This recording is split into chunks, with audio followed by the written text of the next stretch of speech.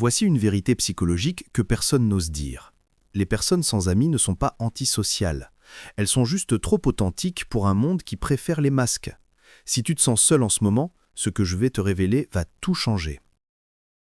Les psychologues ont identifié 5 traits de personnalité rares que partagent presque toutes les personnes qui ont peu ou pas d'amis. Et attention, ce n'est pas ce que tu crois. Ces traits ne sont pas des défauts, en fait c'est l'inverse. Ces personnes possèdent quelque chose de si rare que 97% de la population ne peut pas le comprendre. Ta solitude n'est pas une punition, c'est le prix de ton authenticité. Mais voici où ça devient troublant. Premier trait, tu n'as pas besoin des autres pour valider tes émotions. Pendant que la majorité des gens mendient l'approbation sur les réseaux sociaux, toi tu valides tes propres choix. Tu ne demandes pas « qu'est-ce que t'en penses ?» parce que tu sais déjà ce qui est bon pour toi.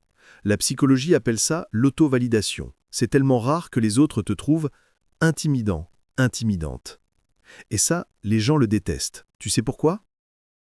Deuxième trait qui fait fuir, tu ne supportes pas les conversations superficielles. Pendant que les autres parlent de la météo ou du dernier épisode Netflix, toi tu veux parler du sens de la vie, de psychologie, de pourquoi on existe. Ton cerveau refuse littéralement de gaspiller de l'énergie sur du small talk. Les neurosciences montrent que les personnes hautement intelligentes ressentent une vraie douleur physique lors de conversations vides. Résultat, tu préfères le silence à la superficialité. Et dans un monde obsédé par le bruit, tu deviens invisible. Mais attends, le troisième trait est encore plus brutal. Tu dis la vérité, même quand elle dérange, surtout quand elle dérange. Les études en psychologie sociale montrent que l'être humain moyen ment 2 à 3 fois toutes les 10 minutes de conversation. Toi, tu ne mens pas pour préserver les sentiments des autres. Quand quelqu'un te demande ton avis, tu le donnes, sans filtre, sans édulcorer. Cette honnêteté est vue comme de l'agressivité dans une société qui préfère les mensonges confortables aux vérités inconfortables. Voici la partie douloureuse. Les gens ne s'éloignent pas de toi parce que tu es méchant, ils s'éloignent parce que tu leur rappelles tout ce qu'ils n'ont pas le courage d'être. Quatrième trait. Tu sens, littéralement, l'énergie des gens. Tu entres dans une pièce et en 3 secondes, tu sais qui est faux, qui est toxique, qui ment.